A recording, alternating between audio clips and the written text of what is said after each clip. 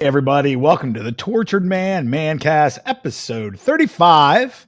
And again, we're going to be talking about football.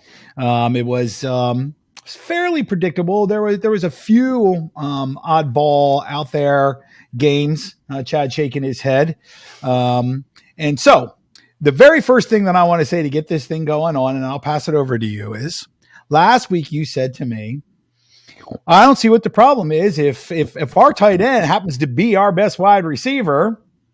Well, what's wrong with that? This is what's wrong with that, the game that happened yesterday. The problem with the Kansas City Chiefs is a tight end, while he's out running around, it's not a whole lot of difference between receivers and tight ends when they're doing that. But tight ends are required to do a lot of other things too. And not that Kelsey's really push real hard to do that kind of stuff. But some of the things that tight ends can and often do open up a lot of different avenues. And when he never is in that capacity when he's on the field because they have nobody else to throw the ball to, that breaks down that part of the game too, which is oftentimes the running game. And so while they were shut down yesterday between him and Kelsey at like a regular tight end would have taken his 6 catches for 70 yards or 80 yards or whatever it was and would have been perfectly happy, right? Because that's a normal tight end. But Kelsey's different in this application.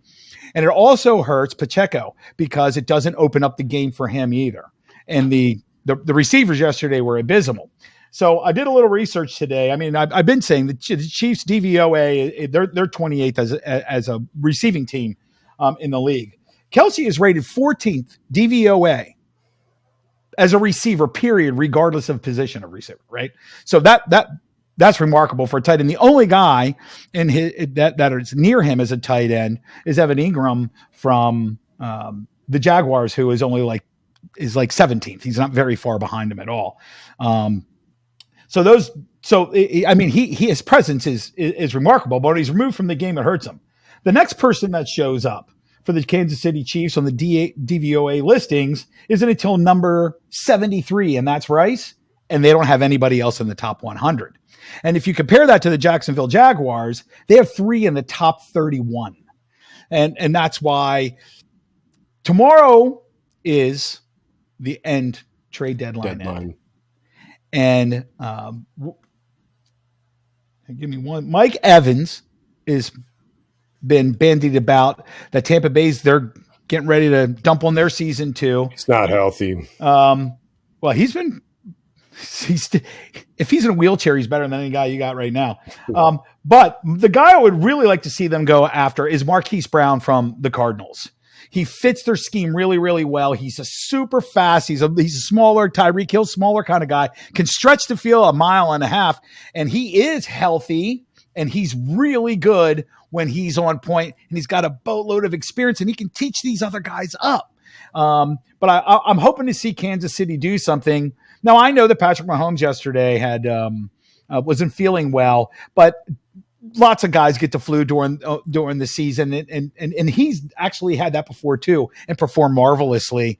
And it was the Broncos, the 32nd ranked defense and total yards in the NFL. And when they somehow managed to take Kelsey out of the game, that offense couldn't offer anything, and it was hard to watch. So that's the answer. He can't do it. He can't do it alone, and nobody can. And if it were a different position and it were Travis Kelce, the wide receiver who catches all the balls and makes all the touchdowns for the Chiefs, we would still be saying there needs to be somebody else in that offense. To be fair, though, if Travis Kelce, though, had 4.2 speed and could stretch the field in a different kind of way than what he actually does, which he averages about 10 yards a catch, right? If he could stretch the field, then that opens avenues up for other people. But everybody gets to play in. They don't have to extend the defense to worry that somebody's going to beat them deep. And that's what hurts them, because that hurts the running game too. So they play press coverage against Kansas City. And that's what Denver did yesterday. Straight up press coverage all day, and it worked like a charm. The Chiefs don't have a problem stretching the field. They've got all kinds of speed. They just don't have fucking guys that can catch the ball. No, that's a problem too. That's the biggest problem. So we need to add somebody who has hands, and that would fucking help.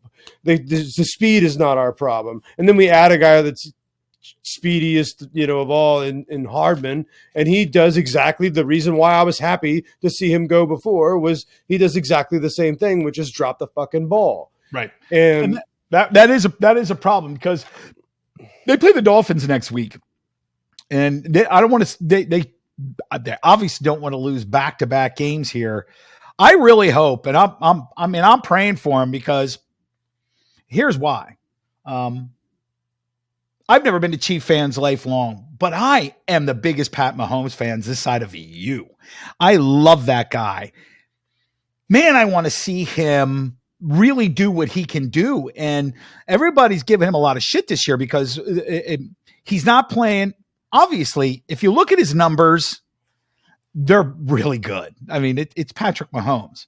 But I would love to see him have a receiver. Marquise Brown just seems like a great fit. And by the way, he only comes with a $1.6 million tag on him to finish out the year. Sign me up. I'm in all day. Trust me. I am hoping and praying like nobody else that the Chiefs do something in the next 24, well, not even 24 hours. And I'm worried that they might not. So I'm worried that Hardman might be the only thing they're going to do at this point. I hope I'm wrong. And I'm going to be kind of pissed if I'm wrong. I'm going to be kind of pissed if I'm right, I should say.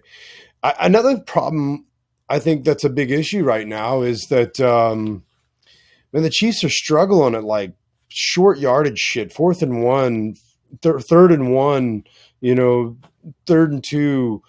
And they do this cute shit instead of just running the damn ball up the gut. And it tells me they're not confident with their ability to do so. And it kind of, I think that maybe Reed made a bad decision this time with not having a fullback and having an extra tight end and thinking you can pull it off in that regard.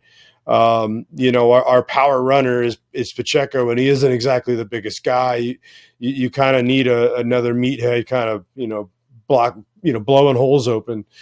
And so I think Reed is a problem there. And Reed is historically a problem in the way he calls plays a lot of times in the weirdest places and the weirdest times. I mean, you and I have had this discussion. You've heard me fucking screaming at the rooftops, like, what the fuck, clock management, that kind of shit like that. I watch situational football. Look, I'm a Pennsylvania boy before I moved to Georgia, and I saw more Eagles games than I can tell you. And yeah, I know all about it. But I'm reading Arrowhead Live today on Twitter, and basically they're going on about how we sound like everybody else last year, all the haters last year who were worried about things, but they do what they always do and they figure it out. And it doesn't feel the same. It feels different. It doesn't feel the same, and I agree with that. It feels different. But here's a couple of things that I would like to say, because while it feels dour, because it was such I wouldn't say dire. I wouldn't say dire. Well, it feels dour for their fans, right? Just because it was 24-9. It was an ass whooping. It was not an ass whooping. It was an ass whooping. They were within one score the entire time until the last fucking drive, and shit fell apart for the Chiefs. But it was right. We were right there the whole fucking time. It was not an ass whooping. Denver Broncos. They lost by 15. They lost by over 2 touchdowns. Okay. So that was an ass whooping. But here's the upside for the Chiefs. They're 6-2 and have no wide receivers, which is frightening as hell. And their defense is the best I've ever seen it during the Andy Reid area. Their defense played really well. They just got worn out towards the end of the game, but they played great. So all those you can't deal with all those turnovers, man. I would just love to see them pick up a wide receiver that is good or better than the guys they have. They just need somebody Mahomes trusts. Right. The only problem is they can't just walk into the system and get a bunch of actual plays, most of them. And well, that's why you need a guy like Mike Evans or a Marquise Brown or DeAndre Hopkins, which people have been bandying about, because these are veteran players who understand. The thing about the NFL is almost every offense is run exactly the same way. They just have different call markers for the way that they do things. But veteran players who have been on other teams, man, They slide right into like nothing at all. I Terrell Owens want a D-Hop. caught more than 80 balls and over 1,000 yards for 4 different teams. Why? Because he's that goddamn good. And most top end players are exactly that way. I want a They go straight D-Hop. in and they got no issues. I want a D-Hop. You called me crazy. Now he's out in freaking Tennessee balling. Well, we're gonna get to that because that the kid who was bowling for them yesterday was one of your favorites in the draft. You're the one who talked him up. I'm the one who said no, and turns out in hell that boy can play some football. But we'll get to him. He's a monster. So the next thing I want to get to, this is just an interesting fact. Mm-hmm. Just an interesting fact. Even with all this wide receiver nonsense with the Chiefs. Over the last 13 regular season games, and this goes back to the last time that the Chiefs played in 2022, the Chiefs and the Jaguars played. Since that game, both of them are 11-2 in the regular season, and they lead the league in wins. And if you go back for a whole season, 17 games to last year, the Chiefs are number 1, 14-3, and the Jags are number 2 at 13-4. Interesting. And they're tied. So San Francisco and the Eagles are also tied in that whole thing. So they're the top 4 teams at all that, which brings me to the San Francisco 49ers with a lot more to be concerned about than the Chiefs do. Yeah. Because the Chiefs have something that nobody else in the NFL has. Patrick Mahomes. Mm-hmm. And when you have a quarterback at that level and he's that kind of a difference maker, you can figure some things out and still gain victories even without maybe the greatest wide receivers. And he's been doing it all year. They're 6-2 for God's sake. Yeah, that's just it. But that's what the flu game shows you is that if Mahomes can't put everybody on his back, you might not win. Look, again, I've been up the Chiefs' ass all year because I hate their wide receiving. And I acknowledge it now. You've just garbage. So. But I will say this: they're still 6-2, and they're still going to the playoffs, and they're still going to win their division. There's no, these things are going to happen whether they fix this problem or not. The problem becomes when you get into the playoffs. But we'll move past that because we got a long way to go to that. Sure, San but the Niners, Francisco has just dropped 3 in a row. Yep. And 2 things that pissed me off about this. One is everything I said about Brock Purdy was right until I changed my goddamn mind. Goes on national television, makes Dallas look like the chumps they actually are, and he has played like dog shit since. Because, so I did a little research on that today, and this is what I found, which this is a frightening stat. When Purdy has the lead in the fourth quarter, he has 9 touchdowns and no interceptions. When he goes into the fourth quarter without the lead, he has 2 touchdowns, 5 interceptions, and 3 fumbles. It falls apart. Yeah. He fell apart yesterday. Yeah. Completely fell apart in a game they still could have won. Yeah. And they didn't. I got to say, but I will say this. Cincy. Joe Burrow is back. Yeah. Everybody. Yeah. He was on fire yesterday. Doing all that Joe Burrow stuff. That was a 2 touchdown. That was a beatdown. The score didn't reflect it. They could have stretched that a whole lot more. Cincinnati looked really, really good. Yeah. So it's going to be interesting moving forward. Joe Burrow is 100% healthy. And that was obvious yesterday because not only did he throw for damn near 300 yards and 4 touchdowns, but he did what Joe Burrow does like Patrick Mahomes does. They had 3rd and 12, 3rd and 14, and he turned them into first downs with his legs, which he hadn't been doing all year because of that calf. Now he's 100%. He's back to being Joe Burrow, and it's easier to stretch the field. And you have to keep people up and in, safeties and linebackers, because Joe Burrow could come free. You can't be way down the field and allow him to do whatever he wants, which is what he did yesterday. Right. And here's another thing, too. Here's a big ticker in your face. They did this in San Francisco. Mm-hmm. Cleveland rolled in and busted them up. I watched that game with our boy James. Man, he was just like, what is going on? So besides Purdy, who, look, this is Mr. Irrelevant. He played for, I don't know, Ontario State. technical college or something. He's and by the way, it's North Dakota State, Right. which isn't even FBS, right? It's Division II. That's where Carson Wentz went. So the kid can play football, and he's smart, but he's young and he's inexperienced, and he's had all the talent around him to help him out. The thing that nobody's talking about, because it's too easy to point the fingers at a young quarterback, and he's got to fix his shit. No argument. But that defense that is so vaunted in the first 5 games, they look like shit yesterday. Bad coverage, bad penalties. They were caught out of position all the time yesterday. That defense and the program they're running right now, and they're loaded, and they don't even have injuries like they're starting everyone. There's no excuse for that defense to look that bad. So while Brock Purdy needs to straighten his shit out, and that may or may not come with time, that defense has no excuses for that poor play. Right. And that's been it's been a big feather in their cap. That's been a big claim to fame for Frisco is their D, and they definitely let them down yesterday. So, yeah. What else you got here? You want to talk about the battle of the number 1 and number 2 picks? That was a battle of shitty football, is what that was. They both played actually pretty well. Both of them. Not bad numbers. CJ Stroud's numbers weren't quite as high in terms of total yardage, but he didn't turn the ball over. Right. You know, Bryce Young played amicably well, but if I were to grade both of those teams, I'd give them maybe a C- performance, but a 15-13 bore fest. I mean, that game was hard to watch. It was bad.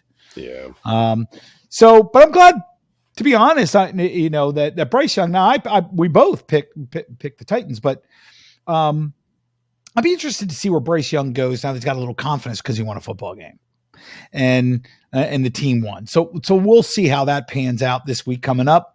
The Texans, of course. We both took the Texans. We lost, yeah.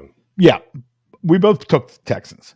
But as we move forward, there's no 2 teams with less talent offensively than both of those teams. And it was shining in our face yesterday with a 15-13 bore fest. That game was hard to watch.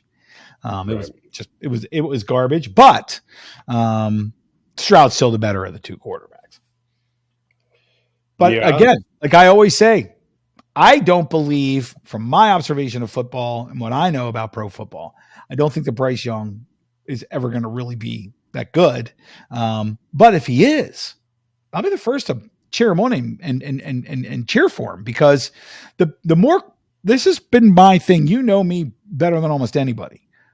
The thing about football that I always say is when the NFL, when quarterback play is at its optimal and they have more and more quarterbacks that are into great to elite status, the better the league is and the more fun it is to watch. So give me all the good quarterbacks that you can, and I'll cheer them all on. Well, we can talk about unless they play for Dallas. We can talk about another young QB who actually showed out yesterday. That was next on my list. Take it in the second round instead of the first. I want to say, and I said it a few seconds ago, I was not high on Will Levis. We talked about that when we did our draft. Chad was right. Wow. What a performance. What a performance when he finally got an opportunity. Ryan Tannehill is currently out of a job. He's not getting that back. Injury or not. He is not getting back in that starting lineup. I think they actually probably took D-Hop off the trade list. Last week to this week because of what he did yesterday, because he actually had a quarterback. And I don't know. Look, I watch Will Levis at the college level, and I always thought he was a pretty competent, pretty good quarterback. I didn't know how it would transfer to the NFL. But I looked at some of the photos of him, and I watched a little bit of that game because I was watching all of them. That dude's arms are yoked. When did he get that jacked up? Oh, my God. So jocked, dude. Completely. He looks amazing, man. Yeah. He decided, if I'm going to be in the NFL, I'm going to get myself in the kind of shape I need to be in the Yeah. NFL. He nailed it. He's looks amazing. Properly yoked. He throws one of the tightest spirals I've seen since Vinny Testaverde. I mean, wow, he was really 4 touchdowns in his very first game. Yeah, that's man. an NFL first guy in NFL history to ever do it. Yeah. Right? I mean, it's impressive. And he threw for 238 yards. Mm-hmm. He was 20 of 29, I think. So just impressive, just incredibly impressive. And Thursday night, the Titans are playing, so it should be very fun. Because he's going to get the national stage. It's going to be a blast to see what this kid can do. Yep. Stafford's thumb is now jacked up, and it's Sean McVay's fault. What was Matthew Stafford, a 14-year veteran or whatever he is at this point, doing catching a 2-point conversion in a game you're down by 20 friggin' points? So weird. It's just so dumb. And if he tore a ligament because it's on his throwing hand or broke a bone, he'd be out for weeks, maybe a month, or it just makes no sense to me. Yeah. So that was shit. The Browns defense, here's another thing that I'd just like to bring up. The Browns defense is too goddamn good for them to have the quarterbacks that they have on that football team right now. Right. Sean Watson is injured. He can't play. PJ Walker is not. Excuse me. The Browns need to trade or find somebody like Carson Wentz or somebody who's got some experience at winning and knows how to run an offense. But PJ Walker is not the answer. And this team is built to win, and they have a great defense, the best defense in the NFL currently. They got to do something because they can't keep moving forward with PJ Walker, or they're not going to make the playoffs. True story. I think that was proven yesterday.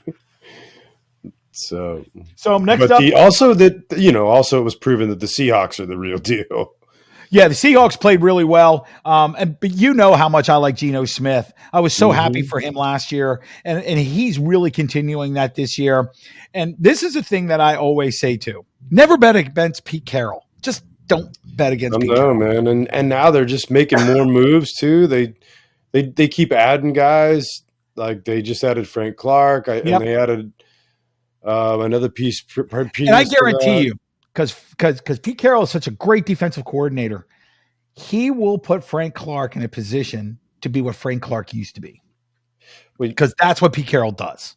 Well, he coaches guys up. He's a Belichick kind of era kind of guy, right? Like their coaching philosophies are different, but the way that they coach up veterans who look like maybe they are past their prime and then turn them back in to all pro football players. Right. The Redskins played a hell of a game. All right. The Redskins just got bought by new ownership. Mm-hmm. They lost. They're 3-4. Their schedule only gets 3-5. 3-5. Their schedule only gets worse. They're not going to the playoffs, and they have one of the premier defenses and lines in the NFL. They need to sell. It's trade deadline here. Sell. Get shit tons of picks. This team needs to be rebuilt. Your defense is not going to take you into the playoffs or win you a Super Bowl, because while you have maybe the best D-line man by man when they're healthy in the NFL, your secondary can't cover anybody, so who gives a shit? So sell. Build as many picks as you can and start getting to the rebuild. And by the way, Ron Rivera and Del Rio shtick isn't working in Washington. Sell. Get rid of everybody. Do what you need to do. Start to rebuild and get a coach in the offseason. Yeah, and send Terry McLaurin to Kansas City. Do you know how dangerous you guys would be if you had Terry McLaurin? Because that guy, he's legit top 10 wide receiver in the NFL. Oh, man. My mouth waters just thinking about it. Yeah, you know what? I'd love to see Terry McLaurin, because I hate to see this kid who has Hall of Fame bona fides is going to play for a team his whole career, and he's never going to get the numbers that would get him there. Could you imagine what he would do with Pat Mahomes? Oh my God, dude. It's frightening. And he's a 4-year veteran. He knows what's up. He's still young enough. He could still give Kansas City another decade playing with Pat Mahomes. That would be frightening, bro. It'd be fun. I'd just be happy with a couple of years. But anyway. A couple other things. Last thing I got before we go through the way we normally do. Christian McCaffrey tied a 60-year-old record yesterday by scoring a touchdown in his 17th consecutive game, tying Lenny Moore from the Baltimore Colts, who, by the way, went to Penn State University. Yeah, and, I think that's really cool. I mean, O.J. Simpson, Barry Sanders, Franco Harris, Eric Dickerson, all these guys through the years get to 15 games, 14 games, but nobody got to 17. Christian McCaffrey did 17 yesterday. And, well, from where I'm standing, 18, he should set the record next week. Unless he gets injured, how are they going to stop him? This kid scores all the time. I think personally, overall, the most dangerous player in the NFL is Christian McCaffrey. Yeah, I don't see how you could argue against CMC for that. He is the most electrifying player out there. I mean, the day he gets off the plane, he can walk up on your team and make a difference. Right, because he's that guy, right? Yeah. And there are guys in the NFL that can do that. He's most certainly one of them. So that's all I got for my what happened in the NFL. That was from our perspective, poignant. Now we're going to go game to game. The Bucs and the Bills. That didn't surprise me at all. I have to admit, I have a thing for Baker Mayfield. I just like that kid, man. I just like his personality. Yeah. He really played good in that game, by the way. And what I like about him is he is built like an NFL running back, not like a quarterback. He's so stout and he's muscular, right? And he's just got this whole different profile than a normal quarterback. Right. He's a baller, and he played really well. But as much as I like Baker, he can start in the NFL, but he's never taking your team to a championship. He's just not that guy. No. And the Bills, by the way, they could have ran up more points. Josh Allen played really, really well. Yep. They need to back up and allow Josh Allen to do what Josh Allen. This year, it seems that they're trying to get, and I was one of the people preseason was saying they need to keep Josh Allen from running all over the goddamn field and risking injury. And yesterday, they let him run all over the field, and he looked amazing. He has to be smart, but they got to let him go because he's better with that. And here's an interesting with him. He is 48-13 when he throws more touchdowns than interceptions, but he's 9-13 when he throws more interceptions and touchdowns. So they need to keep him from turning the ball over, and I think the Bills will be fine. Their defense looked really, really good. Mm-hmm. So I was happy about that for them. But I still think, like the Chiefs, that the Bills need another player other than Stephon Diggs. I agree. You just do. And I would like to see it in a running back. Like go get the Colts running back, right? Like, because he's possibly on the chopping block. And if he's not, Moss should be. Because don't keep both of those guys. If you're the Colts, you need players. Get rid of one of them. But now people are talking about that the Titans may be looking to let Travis Henry go.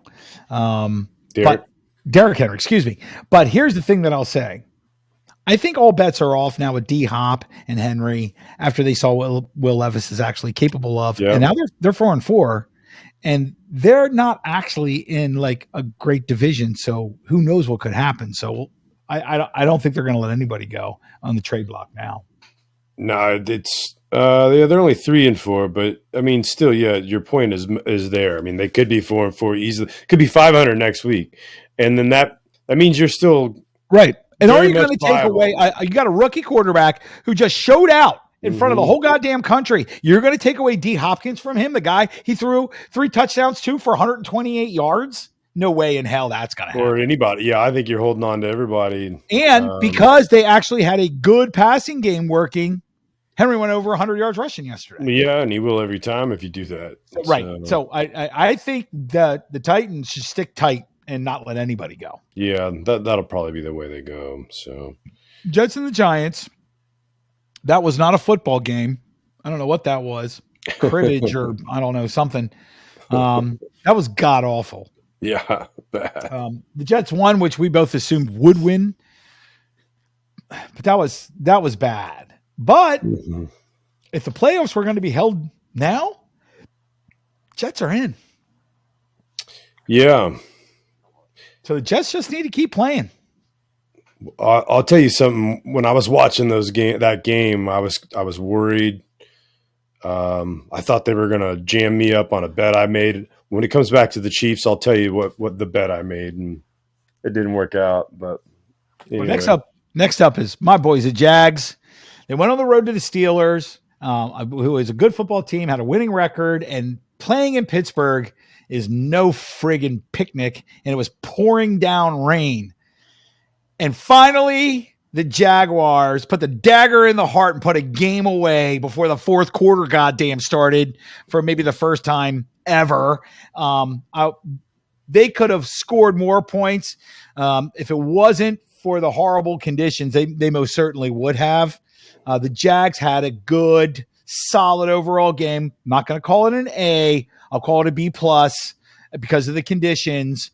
And the problems in Pittsburgh are offensively. Their defense is fine. Offensively, they got some issues. And to be fair, the number one team in the NFL for takeaways and points for defense is the Jags. Mm-hmm. So, I mean, they harassed Pickett and Josh Allen. The other Josh Allen harassed him all day, all goddamn game long. And I thought Pickett did the best under the circumstances, but Steelers just aren't quite there yet, even though they're a pretty good team, but they're not a playoff team to me. Right. But the Jags, at least, no one was concerned in the fourth quarter that they were going to lose that game for the first time that I can remember in a long time. And I said last week, my problem with them is they just can't seem to put it away. And when they had the opportunity to go up by 16 points, they did. No, to me, they proved a lot to me. It was like, oh, okay, you guys can actually commandingly take a game and just seal it off. And Lawrence was strong 6-2 team. Great. That's a strong 6-2 team, and that is a major contender in the right. AFC. So interestingly, I went through a lot of the, how it works with the power rankings, and almost all the power rankings now have the Jags in the top 3. Sure. And they've earned it.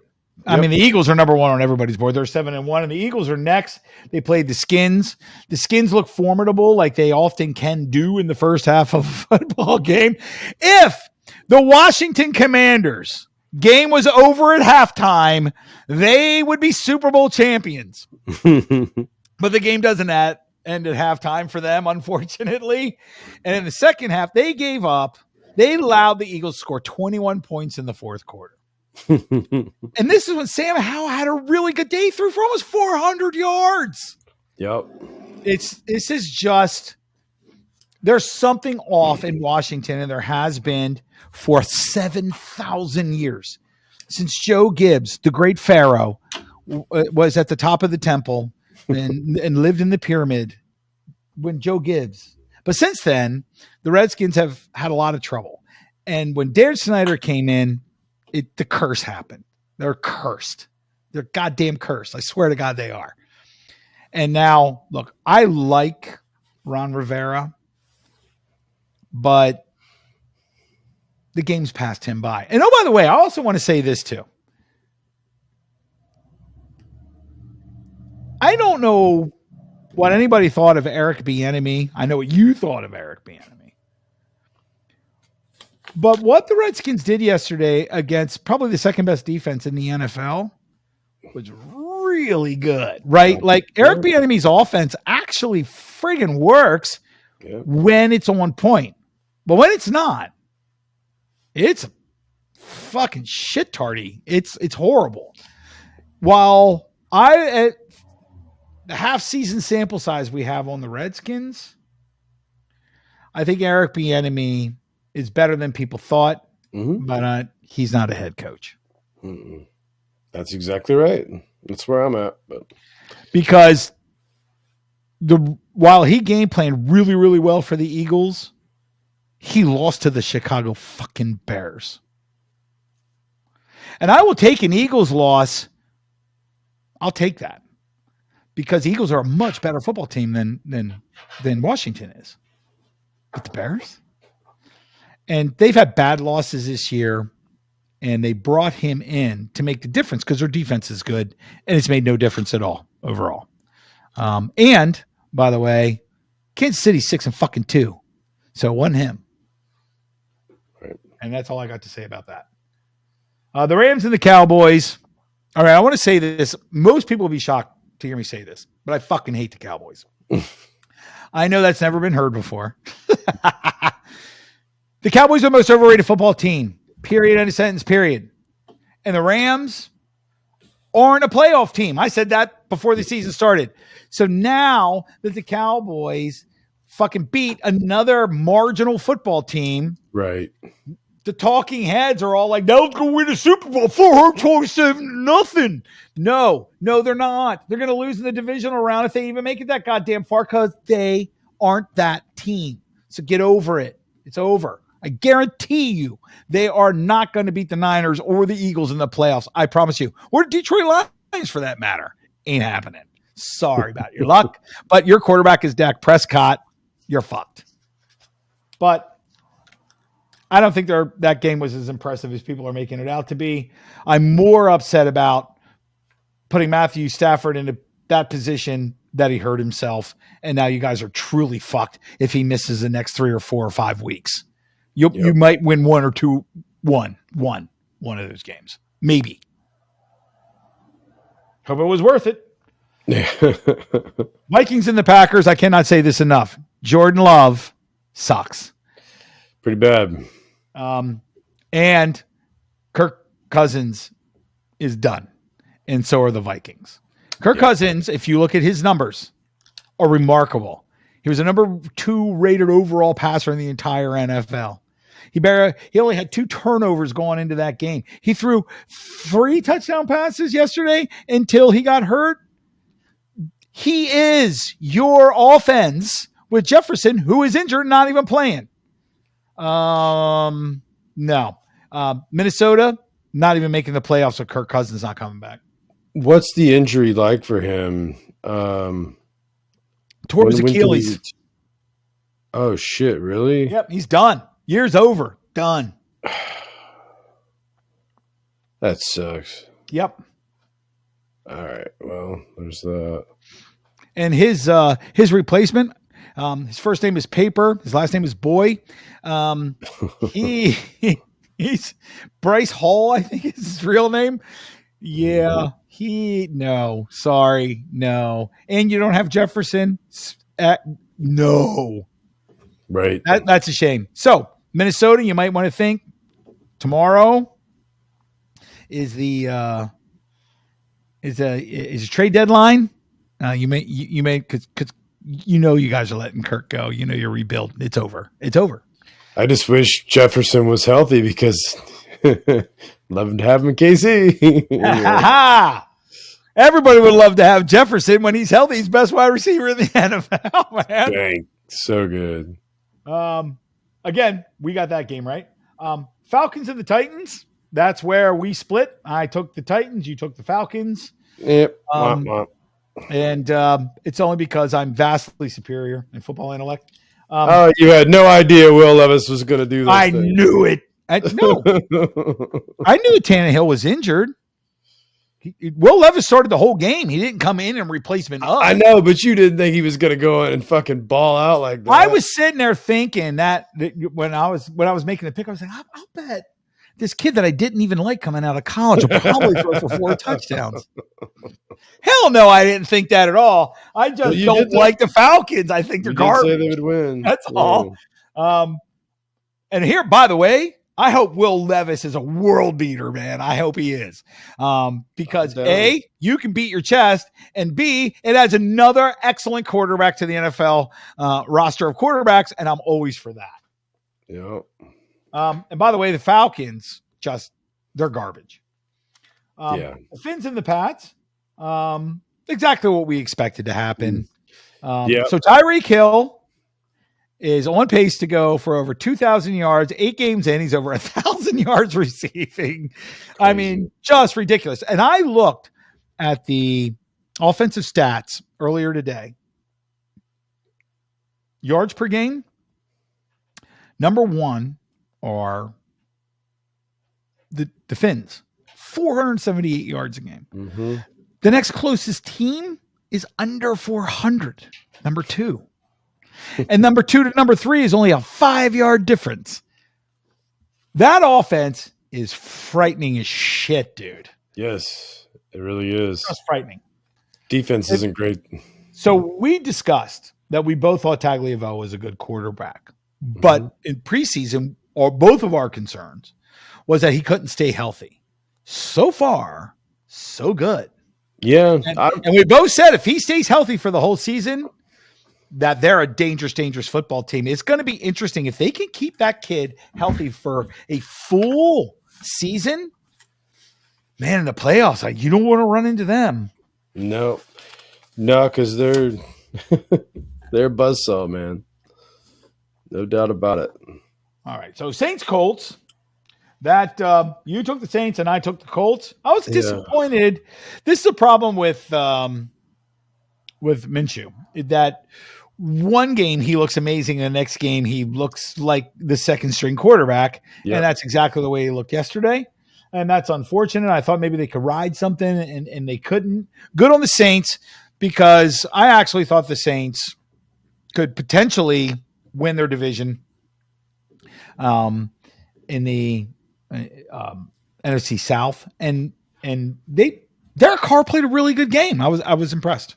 Yep, he did. And he needed to play a really good game, right? And he did. So good for him. Yep. We both took the Texans. The Panthers won in probably the worst football game of the entire season. It was garbage. I'm not even going to talk about that. The Browns and the Hawks was a great football game. That's what the NFL is all about. Yes. And if the Browns actually had a quarterback, they probably would have won that game. It's unfortunate that they don't. But it was still a fantastic football game. And by the way, to what you had said earlier, Seahawks are legit. For beginning of the season, I thought that they would make the playoffs, but they were marginal. I didn't even figure San Francisco was so much better. Damn. Yeah. I mean, goddamn, the Seahawks. Serious contender. And I'm just really impressed with what they did yesterday. Niners, Bengals. I cannot say enough about the Niners right now. They're just eating shit. Brock Purdy turned into everything I thought he was going to be. And if I would have known that all I had to say was I thought he would be okay, and then he would turn into what I thought he was, I would have said it a lot earlier. The Niners got a lot of trouble on the horizon, and they better figure it the fuck out, or they're going to slide hard. And I'll tell you what I always thought. And I said, I think Purdy is going to be fine. Purdy is going to be good enough to get them into the playoffs and where they want to be, but they're only an injury or two away of weapons being depleted. That right? When if he loses a couple weapons, you're fucked. And Deebo Samuel is about all it takes.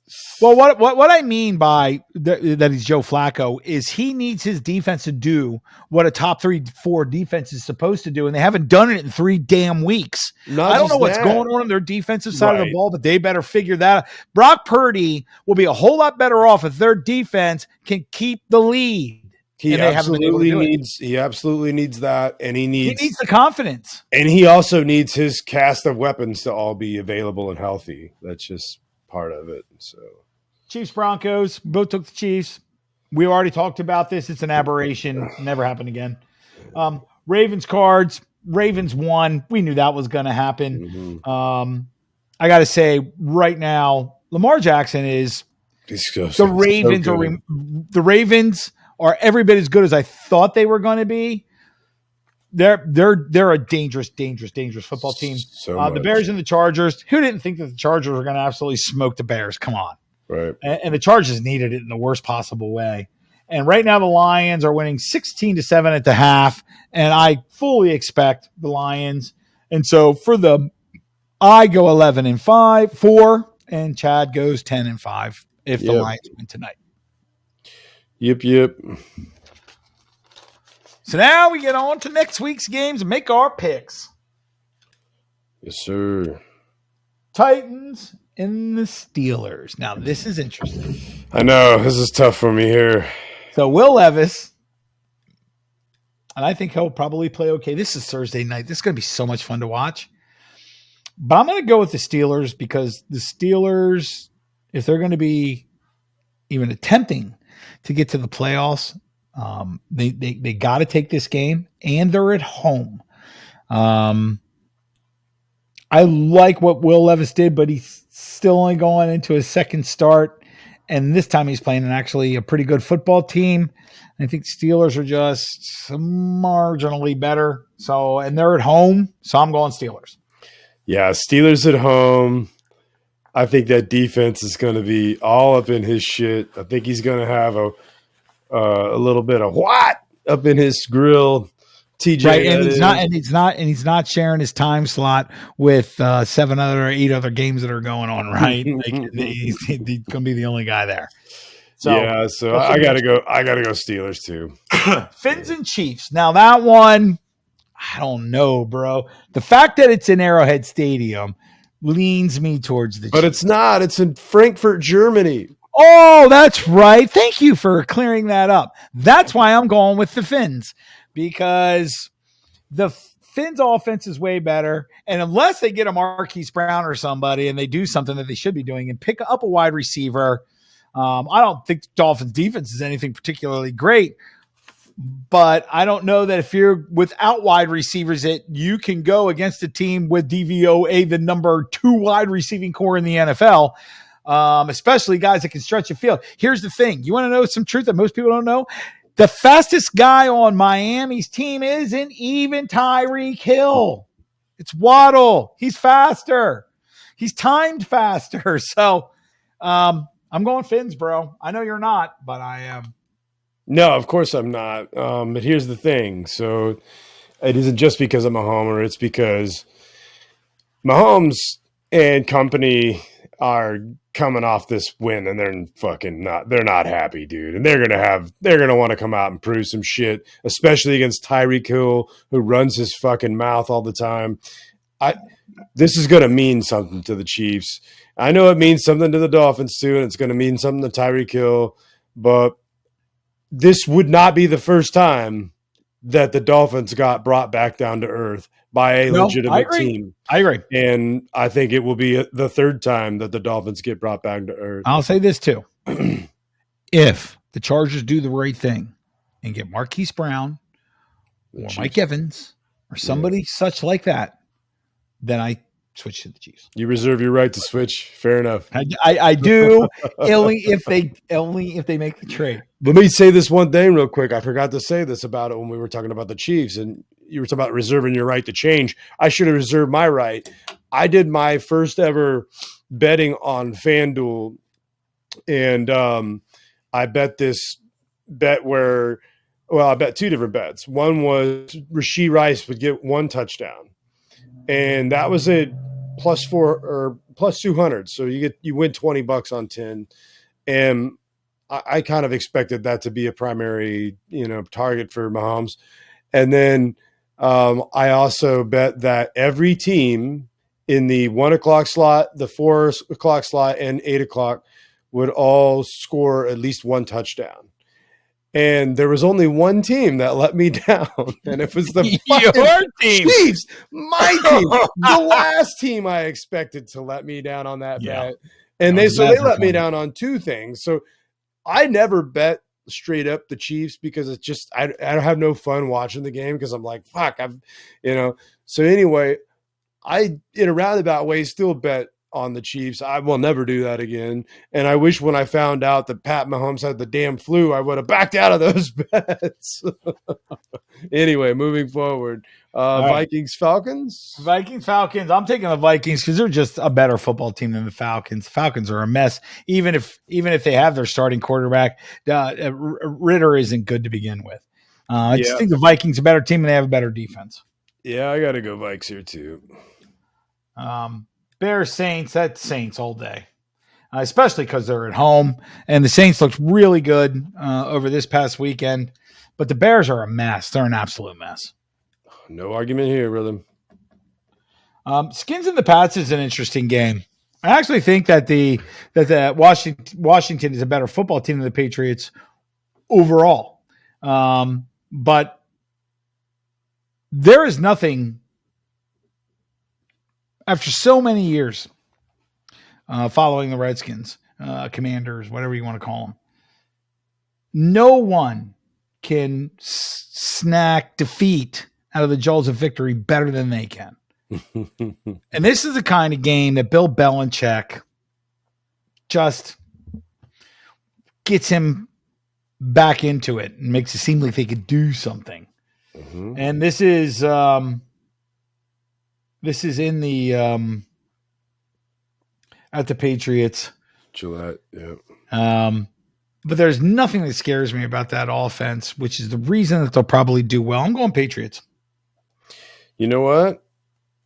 I am also going Pats. I actually think this would be one of the ones that Bill Belichick gets. Like you said, it just seems like his MO. I don't trust the Commanders. I was trying to look up something from the Pats from last week, but rather than, well, for the sake of time, we'll just keep moving. I skipped one. Rams, Packers. Even to me, now this is in Green Bay. If Matthew Stafford's not playing, this is a gimme game. Yeah, no, I think you're absolutely right. The Packers are reeling. They started off, and of course, all the talking heads were like, "Yeah, George loves the new Brett Favre," and now they've lost 5 in a row. The Packers are crap. So you going Rams? Yeah, I'm going Rams only because not only do I think they have better skill position players, which they obviously do, especially on offense. But Sean McVay is a much, much, much better head coach. Agreed. I just can't bet on the Packers. Yeah, they're just garbage. Hawks, Ravens. That's the football game of the week right there, everybody.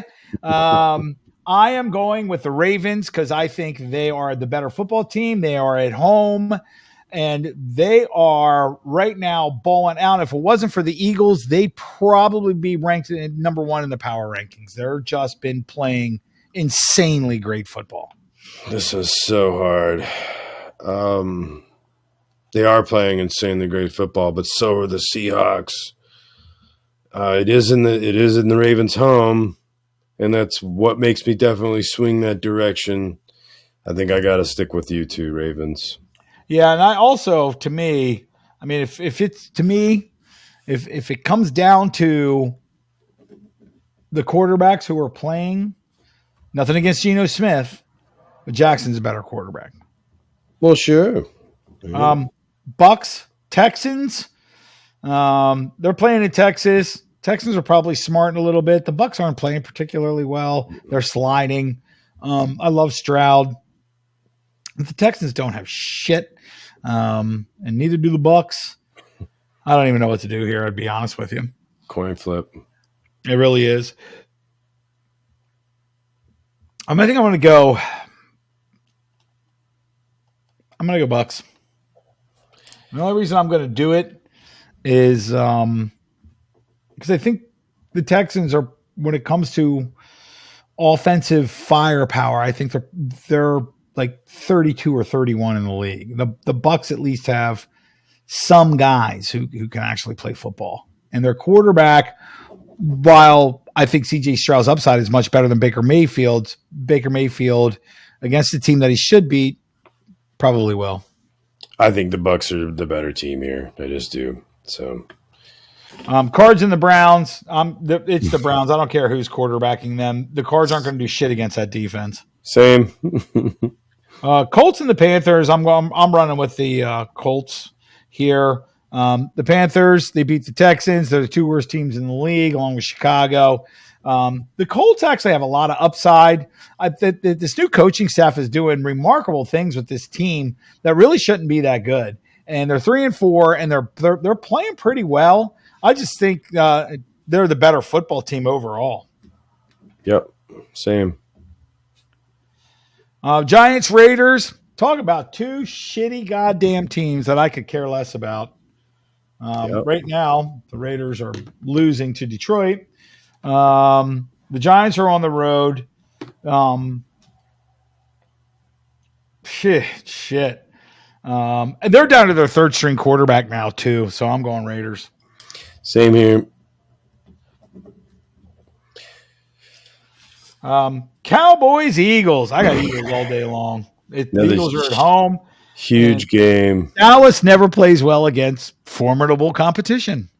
Yeah. Last time Dallas played a team that anybody thought would go deep into the playoffs, they got smoked on national television. That team was the 49ers. The Eagles are even better. So that I still think that'll be a fucking great game. I think it's gonna be a big game, a fun one to watch. Obviously, it's a major matchup. And they're division rivals. I think that this next game, if it's the Bills Bengals too, is a fucking another massive game. Got some great stuff coming up this week. I'm telling you. I mean, we're looking at the Hawks and the Ravens, the Cowboys and the Eagles, the Bills Chiefs, and the Dolphins. Bengals. Oh my goodness gracious, the Dolphins and the Chiefs. So this marquee games, schedulers, this is what they do. They nailed it. Every week, the marquee games get a little more interesting, and here we are, mid-season. This is week 9. There's 18 weeks. This is really, really coming together right now, and this is going to be a great week of football. The Bills versus the Bengals. This is very, very, very, very, very interesting. Neither one of these teams can afford to lose. Josh Allen played great. Joe Burrow is healthy. The Bengals are at home. Oh my God, I don't even know what to do with this. It's so hard. I'm actually glad you have to pick this one first. Good Lord. I picked the Bills to go to the Super Bowl. It's time to put up or shut up. I'm going the Bills. If the Bills do not win this, then I'm going to have to reevaluate. All right, I'm going Bengals. I don't blame you at all. This is such a toss-up. I was going to take the opposite of whichever one you picked because to me it's a toss-up.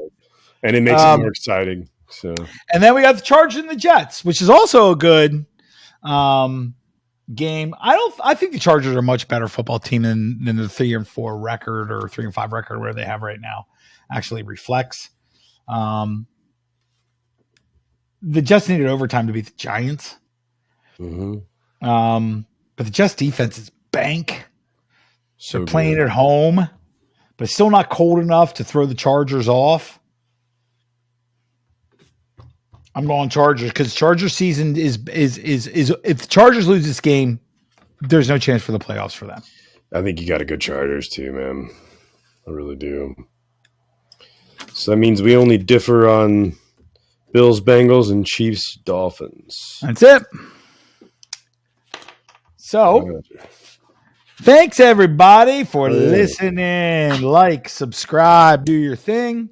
We appreciate everybody checking us out. Shout out to Kevin Buckley for shouting us out on Twitter or X or whatever. He posted our last video and said, "Are you tired of all the jackasses on ESPN shouting and arguing and bickering? Try something new." Thanks, KB. We certainly appreciate that. And we look forward to talking to you again next week as we continue to go through this amazing NFL season. We're finally getting into the crux of it. All the garbage play seems to be sifting itself out. We're going to watch the cream start to rise. This is when things get good. And until then, peace peace out.